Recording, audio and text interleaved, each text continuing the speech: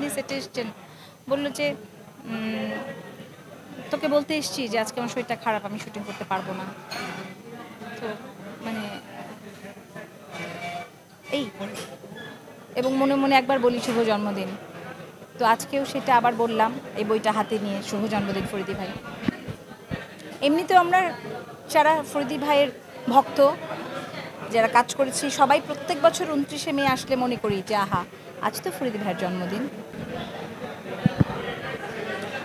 ফরিদী ভাই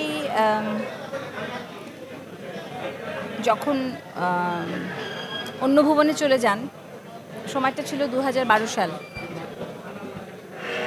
আর আজকে ১২ বছর পর ২০২৪ সালে ফরিদী ভাইকে নিয়ে একটা বই প্রকাশনাকে কেন্দ্র করে ফরিদী ভাইয়ের জন্মদিনে আমরা একত্রিত হয়েছি। তো এই তো আজকে এমনিতেও আমরা যারা ফরিদী ভাইয়ের ভক্ত, যারা কাজ করেছি, সবাই প্রত্যেক বছর ২৯শে মে আসলে মনে করি যে আহা, আজ তো ফরিদী ভাইয়ের জন্মদিন, এবং মনে মনে একবার বলি শুভ জন্মদিন। তো আজকেও সেটা আবার বললাম এই বইটা হাতে নিয়ে, শুভ জন্মদিন ফরিদী ভাই। একদম ঠিক, মানে যখন একটা গল্প তো বললাম, যে গল্পটা যে যখন আমি হুমায়ুন ফরিদী ভক্ত ছিলাম, প্রথম দেখেছিলাম কিভাবে, সেই গল্পটা আজকে বলেছি। আর এমনি মঞ্চে কবে কাজ করতে এসেছি, কবে টেলিভিশনের জন্য কাজ করেছি, তখন কখন কিভাবে দেখা হয়েছে, সেই ঠিক প্রথম দিনক্ষণের কথা মনে নাই।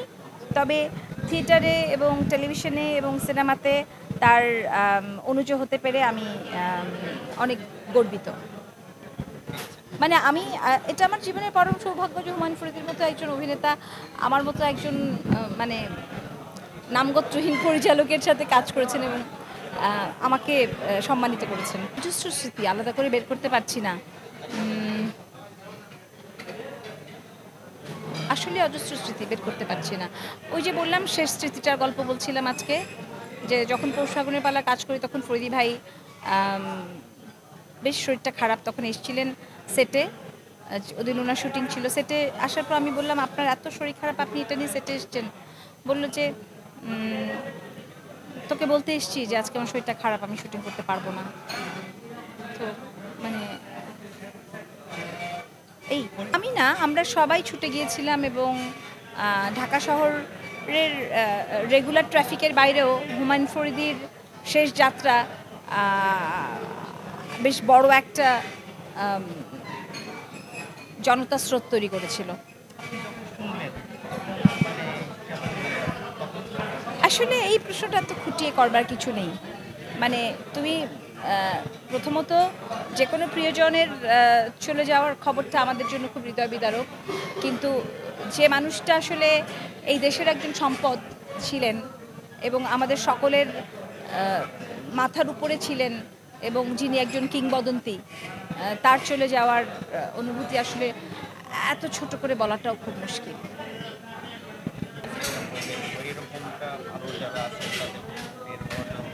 হ্যাঁ, মানে ইমপ্রেস টেলিফিল্ম চ্যানেলে সবসময় অনেক স্বতন্ত্রভাবে অনেক নতুন ধরনের